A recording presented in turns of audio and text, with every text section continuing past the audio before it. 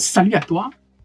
Dans cette vidéo, je vais aborder une thématique centrale pour toute personne qui souhaite voyager, la demande de visa. Le jour que tu as rendez-vous au consulat ou à l'ambassade, quel que soit X, ton adrénaline est au top, le stress veut ta mort et il y a tout un tas de choses que tu dois absolument savoir pour que ce jour-là, ton rendez-vous se passe dans les meilleures conditions possibles. Et dans cette vidéo, justement, je vais partager avec toi 5 secrets que tu dois absolument savoir et je les ai développés de telle sorte qu'à la fin, je vais te présenter les pièges que tu dois absolument éviter. Donc, je t'invite à regarder cette vidéo du début jusqu'à la fin parce que chaque point que je m'en vais développer dans cette vidéo sera tout autant crucial pour toi qui, dans les prochains jours, dans les prochaines semaines ou dans les prochains mois, aura certainement un rendez-vous qui va très certainement changer le cours de ta vie. Alors, si tu me découvres pour la première fois, je suis ravi de t'accueillir ici sur Parlons Voyage. Si tu n'es pas abonné, n'hésite pas à t'abonner, n'hésite pas à liker la vidéo, n'hésite pas à commenter et à nous dire selon toi ce qui te fait le plus peur dans ton rendez-vous, c'est-à-dire pour le jour de ton rendez-vous, de telle sorte que nous puissions peut-être t'apporter quelques réponses ici, ou alors tu peux toujours partager avec nous ici en commentaire l'expérience de ton jour de passage à l'ambassade. Donc, regarde la vidéo jusqu'à la fin et je puis te garantir que tu en sortiras grand.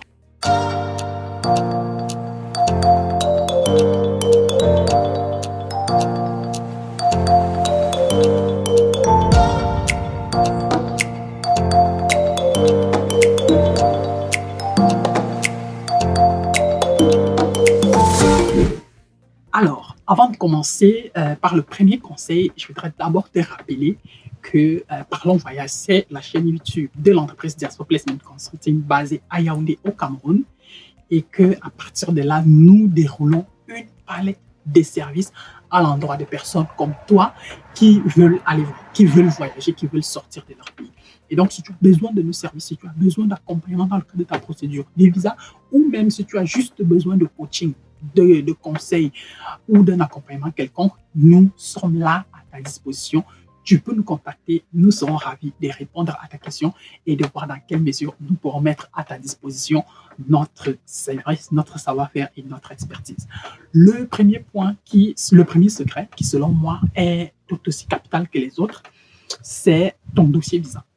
Je ne vais jamais le dire assez, le dossier que tu amènes à l'ambassade, c'est ta première arme. Quel est le dossier que tu amènes à l'ambassade? Nous, par exemple, ce que nous faisons avec nos clients, c'est que nous évaluons concrètement leur dossier point par point. On essaye d'identifier les failles qui pourraient plus ou moins mettre en danger le dossier et nous essayons d'y apporter des solutions concrètes. D'un dossier à un autre, les solutions ne seront jamais les mêmes. C'est pour ça qu'il faut faire une étude minutieuse. Et l'un des services justement que nous proposons, c'est aussi les analyses de dossiers. Nous proposons des services d'analyse de dossiers. Vous pouvez nous contacter et l'un de nos conseils, l'un de nos coachs en immigration sera ravi d'effectuer une analyse de votre dossier, de vous dresser un profil et de vous faire ressortir les dangers qui pourraient plus ou moins menacer votre dossier. Si c'est par exemple un visa étudiant, vous faire un conseil, vous faire un listing des filières qui cadrent plus ou moins avec le type de profil que vous avez. Et comme ça peut vous permettre d'éviter d'arriver à l'ambassade et qu'on vous refuse le visa tout simplement parce que vous avez fait une erreur stupide ou stratégique dès le départ. Alors, comme je le dis, c'est votre dossier de visa. Quand je parle de dossier de visa ici, pour le premier point, c'est sur le site du consulat ou de l'ambassade du pays vers lequel vous voulez immigrer, quelle est la liste de documents exigés? Est-ce que vous avez tous ces documents-là? Première des choses. Est-ce que vous remplissez toutes ces conditions? Deuxième des choses. Troisième des choses, est-ce que vous avez classé les documents exactement dans l'ordre tel qu'ils sont énumérés sur le site Internet? Votre dossier de visa doit être complet. Si on exige une lettre de motivation, vous devez avoir la lettre de motivation. Si on exige de vous un CV, vous devez avoir le CV. Maintenant, il faudra aussi que tout ça soit bien rédigé, que votre lettre de motivation soit bien présentée, que votre CV soit bien présenté. Si vous ne savez pas comment le faire, vous pouvez toujours nous contacter. Nous, faisons également aussi cela, c'est-à-dire nous pouvons optimiser votre lettre de motivation, nous pouvons vérifier votre CV s'il remplit les critères et les normes exigés par les différentes ambassades et nous pouvons justement vous soumettre des documents qui, selon nous, sont plus ou moins au niveau du rendez-vous avec l'histoire, votre rendez-vous avec l'histoire de rendez-vous qui va certainement changer toute votre vie. Donc, première des choses, le dossier visa. Deuxième point que je m'appelle évoquer ici, il est tout aussi important. Deuxième point, la ponctualité. C'est peut-être banal, mais si votre rendez-vous a lieu à 10h15, il faudrait que vous soyez à l'ambassade à 10h15. Quand je dis 10h15, c'est que vous devez absolument y être. Maintenant, si votre rendez-vous il a lieu à 7h30, dans le pire des cas, vous pouvez déjà être là même à 6h. Ça ne vous coûte absolument rien. Et j'évoque ce point ici parce que j'ai vu plusieurs personnes rater leur rendez-vous, tout simplement parce qu'ils étaient arrivés en retard.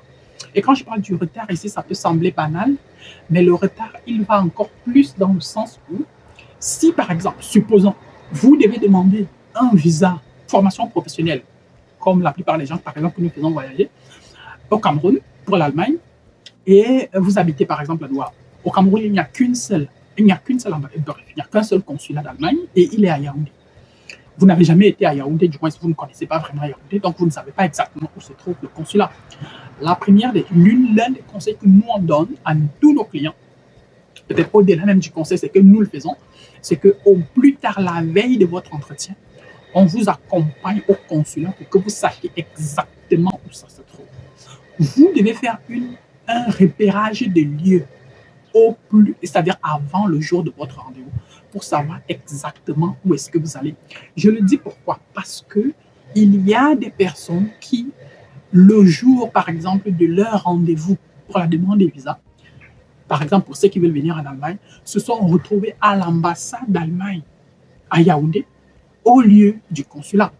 Et au moment où ils ont constaté qu'ils étaient en erreur, qu'ils étaient au mauvais endroit, il était malheureusement déjà trop tard. De telle sorte que quand ils sont arrivés, surtout pour les personnes qui ont rendez-vous à 7h30, quand ils sont arrivés au consulat, il était pratiquement 7h45, on leur a tout simplement accusé une fin de non-recevoir parce qu'ils étaient en retard. 7h30, ils n'étaient pas là. On avait déjà fait entrer des gens. Ils avaient 15 minutes de retard et c'était pratiquement toute une famille qui demandait un visa regroupement familial. Ouais, donc voilà tout un projet de vie qui va devoir, par exemple, certainement attendre encore plusieurs mois, tout simplement parce que les gens n'ont pas pris la peine, au plus tard la veille, d'aller à l'ambassade. Prenez la peine de savoir exactement où est-ce que vous devez vous rendre pour déposer votre demande de visa. Cela permettra en sorte que le jour de votre rendez-vous, que vous soyez exactement là où il faut, à l'heure où il faut, au moment où il faut, avec tous vos documents. À bon entendeur, ça.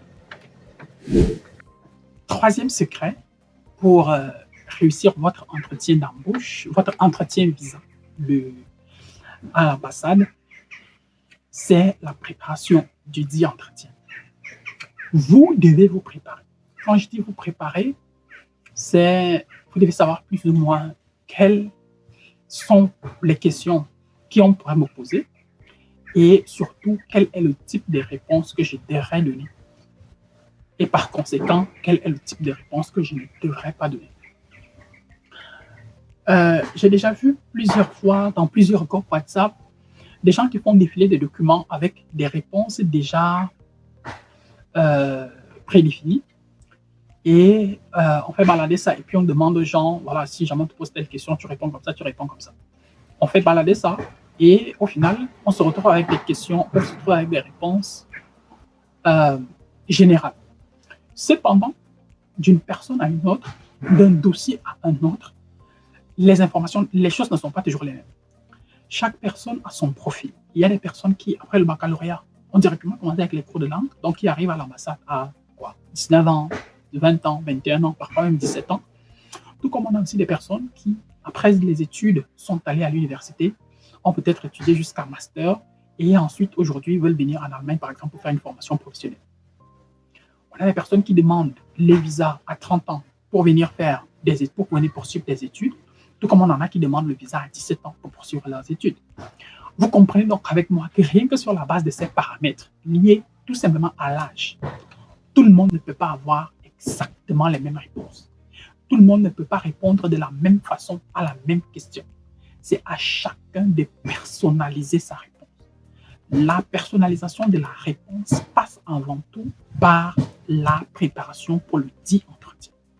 Vous devez être certain que lorsque vous allez à l'ambassade, votre dossier tel qu'il est, c'est-à-dire que vous avez plus ou moins éliminé tout un tas de pièges qui pourraient vous mettre en danger et que les pièges que vous ne pouvez pas éliminer, que vous avez au moins des réponses au cas où on vous pose des questions, vous pourriez plus ou moins contre-attaquer.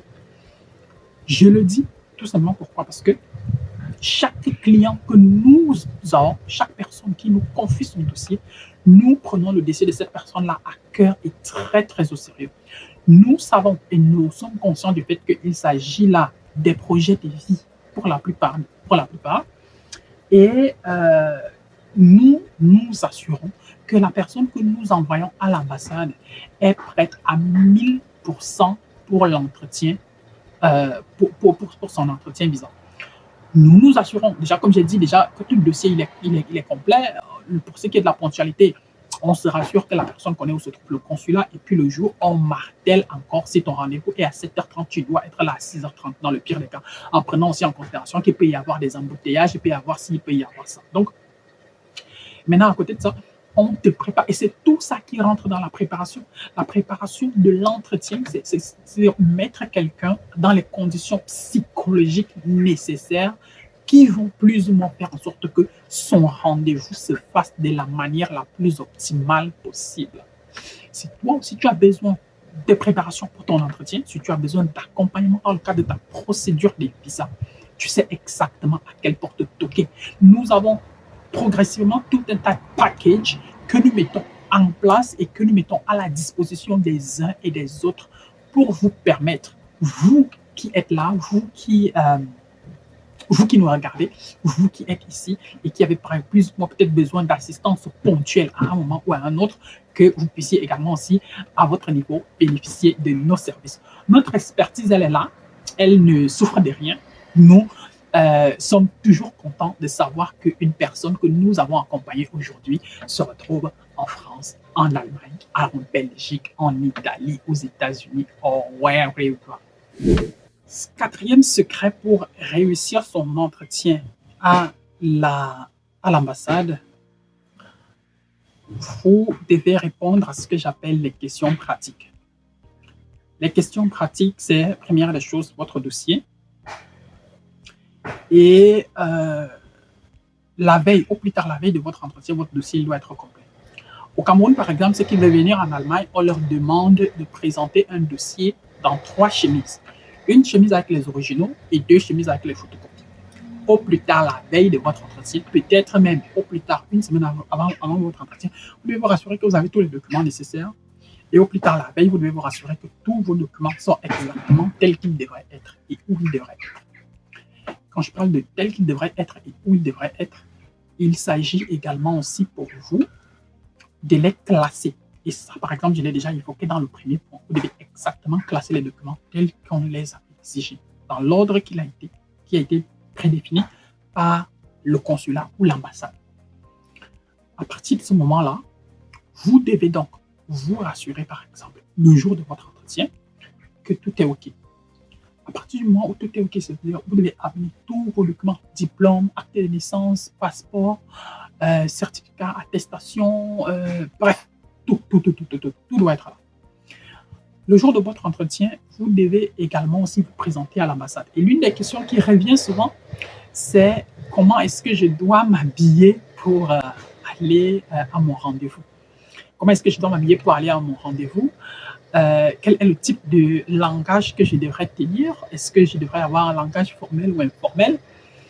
Et pour ce qui est de l'habillement, d'abord, moi, je commencerai par dire que essayer d'être dans un habillement, essayer de mettre un truc confortable, un truc simple et un truc pas trop tapalé. N'allez pas à l'ambassade avec, je ne sais pas, des scènes dehors, avec tout votre dos complètement nu, avec des talons. Non. Ce sont des sources de stress qui peuvent vous nuire à la fin. Allez à l'ambassade de façon incognito, de façon normale. Vous pouvez mettre votre jean, vous pouvez mettre votre robe, vous pouvez mettre un habit dans lequel vous vous sentez à l'aise. Vous n'êtes pas obligé de mettre une chemise avec la cravate. Vous n'êtes pas obligé de faire ça. C'est-à-dire, déjà, s'il fait chaud, si nous sommes par exemple en février et que les températures au Cameroun, elles avoisinent parfois les 40-42 degrés dans une ville comme Yaoundé, peut-être même plus, vous comprenez avec moi que ça peut être assez compliqué pour toi qui veux décider de demander ton visa. Donc, essayez d'être le plus à l'aise possible. Essayez vraiment d'être le plus à l'aise possible pour que vous puissiez vraiment vous sentir dans votre peau. C'est une question assez importante. Maintenant, à l'ambassade, essayez de tenir un langage normal. Vous n'allez pas là-bas, vous commencez par exemple, pour ceux qui viennent du Cameroun, à parler le anglais ou je ne sais pas trop. Non. Et parler le français normal. C'est-à-dire, on va vous poser des questions, essayez de répondre le plus simplement possible. N'utilisez pas un gros français, ne cherchez pas à utiliser les phrases assez complexes et compliquées. Non, restez simple, restez naturel. Moi, l'un des conseils que je donne généralement à ceux qui vont à l'ambassade d'Allemagne, par exemple, et à qui on pourrait très probablement poser des questions en allemand, c'est d'utiliser les phrases simples. C'est un conseil que je donne déjà, même lors des préparations des entretiens d'embauche. Utilisez les phrases simples, utilisez les constructions simples. Tu n'es pas là pour réinventer l'allemand. Tu ne vas pas parler allemand plus que Goethe ou plus que Schiller. Non, tu ne vas pas faire ça. Donc, essaye de parler allemand naturellement et de parler allemand le plus simplement possible. Les phrases courtes. Sujet, verbe, complément. Sujet, verbe, complément dans le pire des cas. Une proposition subordonnée, pas plus. Ne te complique pas la vie. Ne commence pas à chercher un vocabulaire sur lequel tu ne pourrais pas tenir. Parce que tout ça, ce sont des situations de stress et tout ça peut faire en sorte que la personne que tu as devant toi se dise que, bon, voilà, vous dites que vous avez le niveau C1, mais quand vous parlez là, vous n'arrivez même pas à construire une seule phrase correcte. Et voilà, ça commence à être compliqué. Vous voyez donc avec moi que essayez d'être le plus naturel possible, essayez d'être le plus simple possible et tout va bien se passer. Dernier point sur ma liste et certainement pas des moindres, les pièges à éviter. Il y a plusieurs pièges qui vont vous guetter. Et parmi ces pièges-là, nous avons déjà les pièges du fait que vous pouvez. Et on a par exemple déjà eu par le passé quelqu'un qui est arrivé à l'ambassade et qui n'avait pas son dossier complet. Il avait carrément décidé de retirer un document de son dossier. Et donc, il est arrivé à l'ambassade, on a vérifié ces documents, du moins, il est entré, on l'a appelé pour son entretien, il voulait venir en Allemagne pour une formation professionnelle. Et il a commencé son entretien normalement. Lorsqu'on a commencé à vérifier ces documents, on s'est rendu compte qu'il y avait un document principal qui manquait. Et donc, on lui a exigé, on lui a demandé pourquoi est-ce qu'il n'a pas mis ce document-là. Il a essayé de balbutier un truc et puis on lui a dit non, monsieur, malheureusement, ça ne marche pas comme ça. Puisqu'il avait même demandé s'il pouvait rentrer et peut-être revenir avec le document. On lui a dit que ça ne marche malheureusement pas comme ça. Donc, vous pouvez également se tomber sur un cas assez compliqué. Et puis, on lui a remis son dossier ce même jour-là et on lui a fait signer un document disant que son dossier n'était pas complet et donc son dossier a été sur le champ rejeté. Il a dû rentrer chez lui, on a dû demander un nouveau rendez-vous et ce n'est qu'au deuxième rendez-vous qu'il a finalement obtenu son visa. Vous voyez que là, nous avons pratiquement une erreur qui était évitable. C'est-à-dire, on dit à quelqu'un, fais comme ça, fais comme ça, fais comme ça, comme ça. Ou à la dernière minute, la personne décide de faire autrement. C'est qu'il y a également aussi eu des conséquences graves et dramatiques sur son propre dossier. Donc, vous devez éviter d'être embrouillé. Vous devez éviter de dire après comment il s'agit de sorcellerie. Peut-être il s'agit de sorcellerie, je ne sais pas. Mais je ne vais pas plus ou moins entrer là-dedans. Maintenant, au niveau des erreurs à éviter, les erreurs à éviter concernent également aussi ce que vous allez dire à l'ambassade. Ce que vous allez dire à l'ambassade le jour de votre entretien. Comment est-ce que vous allez répondre aux questions? C'est tout, par exemple, pour ça que j'ai parlé tout à l'heure de la préparation. Vous devez être très, très bien préparé. Qu'est-ce que vous allez dire là-bas le jour de l'ambassade? Et maintenant, d'une catégorie de visa à une autre, d'un dossier à un autre, d'une personne à une autre, il y aura tout un tas de choses qu'il faudra prendre en considération. Est-ce que, si tu demandes par exemple un visa étudiant et que par exemple tu veux venir peut-être en Allemagne, est-ce que tu es certain que dans ton pays, par exemple pour prouver que tu as de l'argent, est-ce qu'on accepte encore très facilement par exemple les prises en charge? Si tel est le cas et que tu as la prise en charge, tant mieux. Si tel est le cas, si tel n'est pas le cas et que toi tu as la prise en charge, tu vois déjà que tu mets déjà plus ou moins en danger ton propre dossier à un certain niveau. Est-ce qu'il n'était pas mieux pour toi, par exemple, de chercher une caution bancaire ou alors, si tu n'as pas les moyens d'avoir une caution bancaire, est-ce que tu as cherché des alternatives? Il y a par exemple pas mal de personnes qui mettent à la disposition des demandeurs de visa de l'argent, de telle sorte que les uns et les autres puissent prouver qu'ils ont plus ou moins suffisamment les moyens pour venir étudier en Allemagne. Maintenant, bon, je ne vais pas non plus rentrer là-dedans sur comment est-ce que les uns et les autres se mettent d'accord sur l'utilisation de cet argent ou bien sur les conditions pour avoir accès à cet argent. Ça, c'est un autre sujet que certainement je ne vais pas développer aujourd'hui. Mais qu'à cela ne tienne, il y a tous ces petits, il y a toutes ces questions d'organisation qui vont certainement mettre en danger ton dossier. Et c'est justement la coordination, je dis bien la coordination de tous ces éléments qui fait en sorte que lorsque tu arrives à l'ambassade, tu as un dossier optimal. Toutes les personnes que nous avons fait passer à l'ambassade d'Allemagne jusqu'ici sont sorties avec un visa. Pourquoi? Parce que nous avons une très bonne méthode. Nous savons exactement ce qu'il faut faire, quand il faut le faire et comment est-ce qu'il faut le faire. Où est-ce qu'il faut le faire. Nous savons exactement tout ça. On maîtrise toute la procédure de A à Z et on sait exactement comment est-ce qu'on devrait se comporter avec tel ou tel dossier dans telle ou telle situation. Tout simplement parce que nous prenons le temps de rassembler toute une expérience et c'est toute cette expérience-là qui fait en sorte qu'aujourd'hui, nous pouvons parler de plus en plus avec autorité sur les questions d'immigration et d'accompagnement de personnes souhaitant voyager, tout simplement parce que nous avons ces garanties-là à l'intérieur de nous. J'espère que tu as regardé la vidéo jusqu'à la fin. J'espère que grâce à cette vidéo, tu seras plus ou moins nettement mieux te préparer pour ton entretien d'embauche.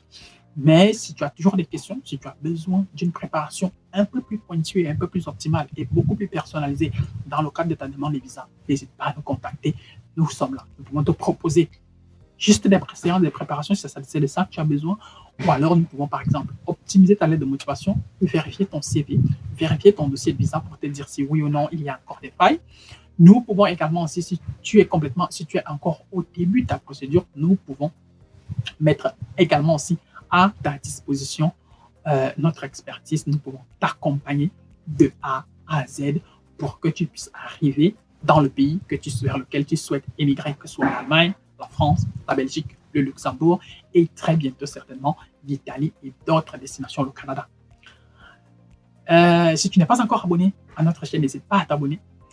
Et ici en commentaire, tu peux par exemple nous dire, toi, quelle est selon toi la partie qui te fait le plus peur dans le jour du moins pour la demande de rendez-vous, du moins la demande de visa le jour de ton rendez-vous. Maintenant, si tu es déjà passé à l'ambassade et que tu as par exemple une expérience à partager avec nous, nous serons ravis de te lire, nous serons ravis de t'écouter, nous serons ravis que tu partages également aussi ton expérience avec toutes les personnes qui vont regarder cette vidéo.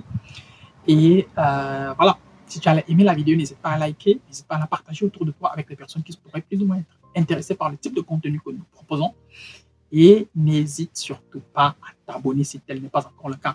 D'ici à notre prochaine vidéo, je te souhaite de bien te porter, de prendre soin de toi. Ciao, ciao. Bye bye.